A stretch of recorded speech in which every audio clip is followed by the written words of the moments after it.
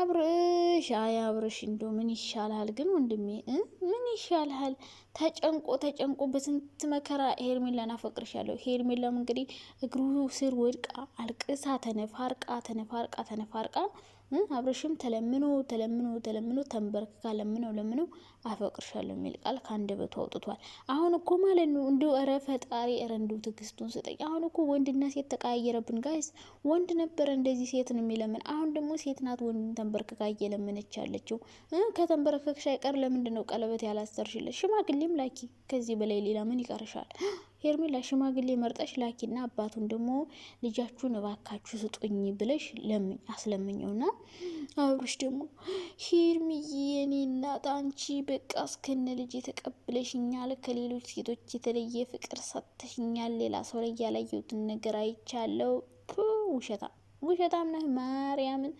እንደ ሩታ ደግሞ ፍቅር የሰጠህ የለም። ኦ ማይ ጋድ እኛ እኮ እናውቃለን። ከመጀመሪያው የረሳ ነው መስለው ነው። አሁን የመጡት ኦዲየንሶች ሊሆኑ ይችላሉ። የበፊቶቹ አሁን ላይ ኖሩ ይችላሉ። በፊት አብርሽና ሩታ የጀመሩት አብዛኞቹ ሀገር ገብተዋል። ዋይፋይ አይጠቀሙም፣ ዩቲዩብ ብዙም አይከታተሉ ምናምን። አብዛኞቹ ያሉት አሁን ሩታና አብርሽ መጣላት ከጀመሩ በኋላ 2 አመት ወዲህ 1 አመት ወዲህ ምናምን የሆነ አብረው ከሆኑ በኋላ ዳኒና ጽጌ ህይወታቸው ከገቡ በኋላ የመጣችሁ ኦዲየንሶች ከሆናችሁ ዳኒ ከመጣ በኋላ ዳኒ ሩታ ፍቅረኛ አይነት ብሎ መጥቶ ነበር አይደል የሆነ ሰዓት። ከዛ በኋላ የነበራችሁ ሰዎች ካላችሁ ሩታ አትሆንም ሩታ ምናምን ልትሉ ትችላላችሁ። ሩታ አንዳንድ ጥፋት አለባት፣ ጥሩ ያልሆነ ነገር አላት እኮ ሙሉ ናት እያልኩ አይደለም። ግን ፍቅር በመስጠት ለአንተ በመንከባከብ እንደ ሩታማ የሚሆን የለም። አንተ እንደዛ የተጠራመሰ ጣሳ እኮ ነበር የምትመስለው። አብረሽ ፊትህን አይተዋለኝ ከሩታ ጋር እያለ የተጠረማመሰ ጣሳ። ሩታ እኮ ያኔ ማለት ነው ቀጭን ብትሆንም በጣም ነው የምታምሩ። ያኔ ራሱ ቆንጆዬ ናት የምር። አንተ እኮ ማለት ነው ውልችምችምችምችም ያልክ ነበር። ያ ሁሉ ነገር ተስተካክሎ ተመልካች ራሱ ያገኘው በደንብ። በእርግጥ ሩታም የተወደደችው በአብረሽ ነው። ግን ደግሞ እሷ ስትመጣ ሩታን በጣም ነበር ኦዲየንስ ይወድዳት። እሷ የፍቅር ጥያቄ ብታቀርብለትም ማለት ነው ሁሉም ሰው ሩታን ነበር የሚደግፈው ያኔ፣ ሁሉም ማለት ነው። ምክንያቱም አብርሽ ያኔ በጣም ደብሮኛ ምናምን እያለ ነበረ። ሚስት የለውም ፍቅረኛ የለውም ምናምን፣ ከፍቅረኛው ጋር ተለያይቶ ነበረ ከፍቅር ጋር። ከዛ በኋላ ሩታ የፍቅር ጥያቄ ብታቀርብለት ራሱ ያኔ በጣም ብዙ ሰው ነበር የወደዳት። ከዛ የፍቅር ጥያቄውን ተቀበላት ምናምን።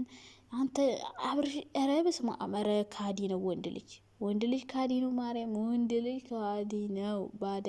ባዳ ነው ወንድ። ኦ ማይ ጋድ አንተ ሩታ እኮ ማለት ነው ቤተሰቦቿን ሁሉ ትታ ማለት ነው አይሆንሽም እኛ ጋር ሁኚ ትምህርቷን ትታ ቤተሰቧን ትታ ቤተሰቦቿ እኮ በአንተ ምክንያት አንተ ጋር ስለመጣች ቤተሰቦቿ ለምን ልጃችን ሄደን ብለው ተቃውሞ አሰምተው ከዛ የእናቷ የአባቷ ፎቶ እየተዘቀዘቀ። የአብርሻ ቤተሰቦች አልተዘቀዘቀ፣ ምክንያቱም እሱ ቤተሰቦቹን መሀል ላይ አያስገባም። የእሷ ቤተሰቦች ግን መሀል ላይ ገቡ ድራማ ላይ። ከዛ በኋላ ፎቶቸው እየተዘቀዘቀ ሜላት ስንት ስድብ እናትየው። መቼ እሷ ብቻ የቤተሰብ ክብር ሁሉ ዝቅ እንዲል ነበር ያደረገችው ሩታ ማለት ነው። በኋላ ሽማግሌ ብትልክም እንደዛ አድርጋ ብዙ እኔ ለወንድ ልጅ ዋጋ እንዳትከፍሉ ሴቶች፣ የምሬ ነው ብላችሁ ያን ሁሉ ዋጋ ከፍላ ማለት ነው ተሰድባ ተዘቅዝቃ በጣም ብዙ ነገር ሆና ከአብርሽ ጋር ሆነች። በጣም ብዙ ነገር ነው የሆነችው። በጣም ብዙ ጊዜ አልቅሳ ታውቃለች። ከኋላ ያለ ቪዲዮ ሄዳችሁ ብታዩ ማለት ነው። እና ያኔ ምንም የለህም ነበረ፣ ብዙ ተመልካች የለህም፣ ብዙ መኪና የለህም፣ ቤት የለህም፣ ብር የለህም፣ ምንም ነገር የለህም ነበረ። ምንድነው ያለህ? አንዲት ዩቲዩብ ቻናል ብቻ። ያንም ዩቲዩብ ቻናል 50 ሺህ ምናምን ነበረ ያኔ። በዛን ሰዓት የሆነች ሴት ናት አብራ ሆኗ ምናምን። ከዛ አድጋችሁ ምናምን እስከምትቀየሩ አብራ ሁሌ ሄደች። ስትካፋ እየተካፋች፣ ስታዝን እያዘነች፣ ትምህርቷን ትታ ሁሉን ነገር ትታ ከአንተ ጋር መታ አብራ የቀጠለች ሴት ናት። እንደዚህ ብለሽ ውሸትሽን ዋሽ ስትላት ዋሽታ፣ ክብርሽን ዝቅ አርገሽ ሰሪ ስትላት ሰርታ፣ ለቪዲዮ ራሱ አዲስ አበባ ልጅ ያልሆነችውን የአዲስ አበባ ልጅ ነኝ ብለሽ ስሪ ያልካት ሰራች። ከዛ ቤተሰቦቿ መተው እውነቱን ተናገሩ። አጭር ቀሚስ ለበሽ ስትላት አጭር ቀሚስ ትለብሳለች። ከዛ እሷ ትሰደባለች፣ ግን ኢትዮ ቪው ታመጣለህ። ያን ሁሉ ነገር ሆና ቻናልን አሳድጋለን መኪና ሁሉ ገዝተ ምናምን ከዛ በኋላም የመጣች ሴትና ሩታማ አይሆንም። እንደ ሩታማ ፍቅር የሰጠ ሰው የለም። ብዙ ዋጋ የከፈለልህ ሰው እንደ ሩታ የለም። ሄርሜላ እኮ ሁሉ ነገር ከሞላልህ ከደላልህ ብዙ ተመልካች ካገኘ ጀሌዎች ሲበዙ ከኋላ የሚያሽቃብጥልህ ሲበዛ መኪና ሲኖርህ ቤት ሲኖርህ ሁሉ ነገር ሲኖርህ መጣችና ለአንተ ብዙ ዋጋ ከፈልኩ አለች። ከሩታ በላይ አልከፈልሽም። በነገራችን ላይ ከሩታ በላይ አልተሰደብሽም። እንደ ሩታ የተሰደበ የተዘቀዘቀ የለም። ሩታ በተለይ ቤተሰቦቿን ጥላ ስትወጣ እንደሷ የተሰደበ የተዘቀዘቀ ክብሩ ዝቅ ያለ የለም። እስከነ ቤተሰቦቿ አንቺ ብቻ ነሽ። እሷ እኮ እናቷ አባቷ ሁሉ ነገር ነው የተሰደቡት። እና ያን ሁሉ ዋጋ የከፈለችልን ሴት እንደ አንቺ ፍቅር የሰጠኝ ሰው የለም፣ በአንቺ ልክ የወደደኝ ያከበረኝ የለም ብሎ አብርሽ ልክ ሄርሜላ ከሩታ ከሌሎቹ ሴቶች ሁሉ ከፍቅርም ከማንም የበለጠች ሆና ታየችው ለሱ ማለት ነው በለው።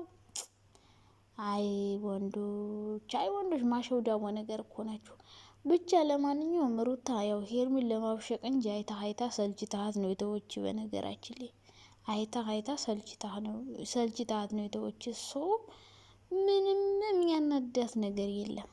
በቃ ያኔ እርጉዙንም ከሷ ጋር ነው። እንደውም አሁንማ ሴፍቲዋን ጠብቃ ከፈለገችው ወንድ ጋር መስራት ትችላለች። ገብቷል አይደለም?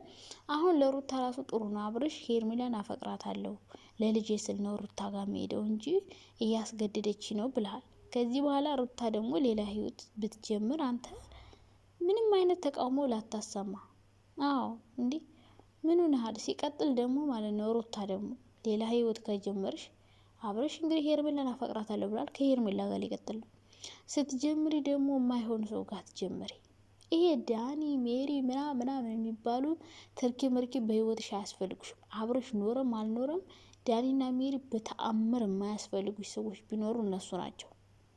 ካስፈለጉሽ ቤተሰቦች፣ እነዛ ወንድሞች ራሱ እነዛ ማን ነው የሚባሉት ጥርሳሙ ልጅ እነሱ ራሱ አያስፈልጉሽም።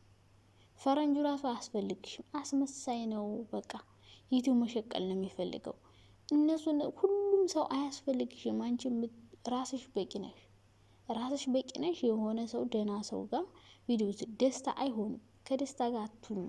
አይሆንም። በቃ ለዩቲዩብ ከአንቺ ጋር ሄድም አይመጣም ምናምን። ሌላ ጥሩ ሰው መርጠሽ ዩቲዩብ አብሮሽ የሚሰራ አንድ ሰው በቃሽ። 10 ሰው እያመጣሽ ህይወትሽን አታዘበራርቂ። ሌላ ህይወት ስትጀምሪ ራሱ እነዚህ ጀሌዎች፣ እነዚህ ወንዶች፣ እነዚህ ሴቶች እነ ሜሪ እነ ዳኒ እነ ፈረንጁ እነ ምናምን ካሉ ሰላም አታገኝም። ምንም ነው ሰላም አታገኝም። ይህ ሁሉ ሰው ነው ተባብሮ ትዳራችሁን የበተነ። አሁንም ሌላ ህይወት ስትጀምር ይበትኑልሻል። ምክንያቱም እነሱ የአንቺን ህይወት እያበላሹ የራሳቸውን ህይወት ማስተካከል ነው የሚፈልጉት። እና እንግዲህ ፈጣሪ ሆነሽ አብረሽና ሄርሚ ደግሞ ማየት ነው። እኛ እናንተ ጉድ መጨረሻችሁን እናያለን።